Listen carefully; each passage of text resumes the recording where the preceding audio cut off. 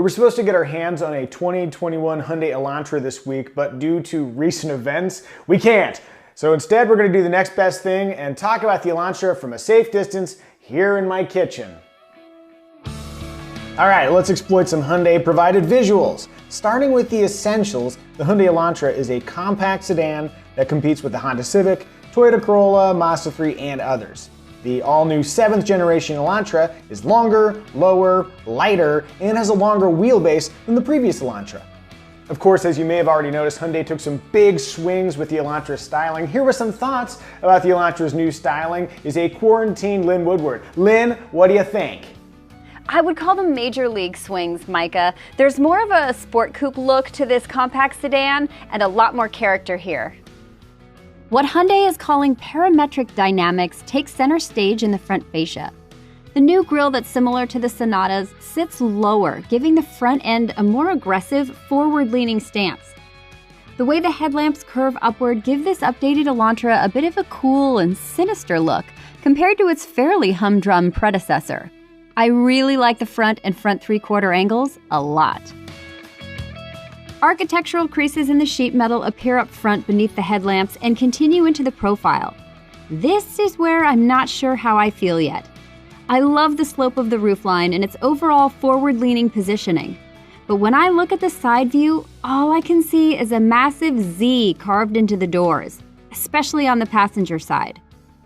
I am absolutely going to reserve judgment until I see this thing in person, but as of right now, I kind of expect Zorro to be riding shotgun.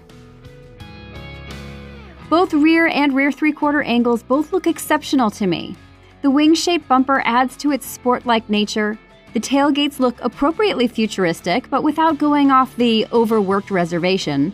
And the horizontal connecting line that extends the width of the rear ties everything together in cohesive fashion.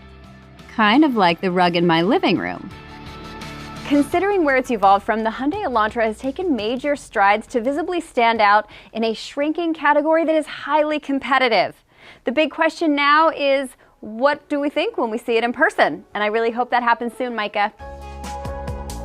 Yeah, fingers crossed. Looks aside, Hyundai has added some intriguing options to the Elantra's feature set. The biggie, quite literally, is an available dual 10.25-inch screen setup placed under a single pane of glass Mercedes style. One screen covers infotainment duties, while the other functions as the gauge cluster. Skip that option and you'll get a standard 8-inch display. Other sweet add-ons include 64-shade ambient lighting, wireless Android Auto and Apple CarPlay, and Hyundai's digital key that uses your smartphone to unlock and start the car. But only if you have an Android phone. Sorry, Apple users. Get out of here, you! If you're wondering about interior dimensions, rear seat legroom has increased by 2.3 inches and front seat headroom has increased by 0.3 inches. Meanwhile, the trunk is a healthy 14.2 cubic feet. That's 0.2 cubic feet smaller than the previous Elantra, which you probably wouldn't have noticed unless I said something about it. Looking at safety, it's pretty solid with lane keeping assist and automatic emergency braking with pedestrian detection both standard. Blind spot warning is optional, as is adaptive cruise control, though I will note that adaptive cruise comes standard on both the Honda Civic and the Toyota Corolla. As for powertrains, standard Elantras will use a 2-liter 4-cylinder engine matched to Hyundai's intelligent variable transmission. That's Hyundai speak for a CVT. Thankfully, past experience with Hyundai's IVT has been pretty positive. It's not the groaning, rubbery sadness fest that we've hated in other CVTs. For 2021, Hyundai has also introduced the first Elantra hybrid that'll combine a 1.6-liter gasoline engine, a 32-kilowatt electric motor, a 1.32 kilowatt-hour lithium-ion polymer battery pack beneath the rear seats, and a 6-speed dual-clutch transmission. Hyundai claims the hybrid will return a more than 50 mpg combined fuel economy rating and a total system output of 139 horsepower. Look out!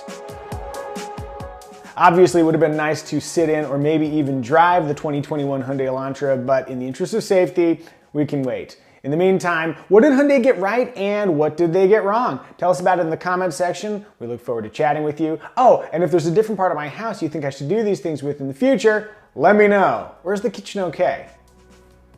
Orange Bunny says hi.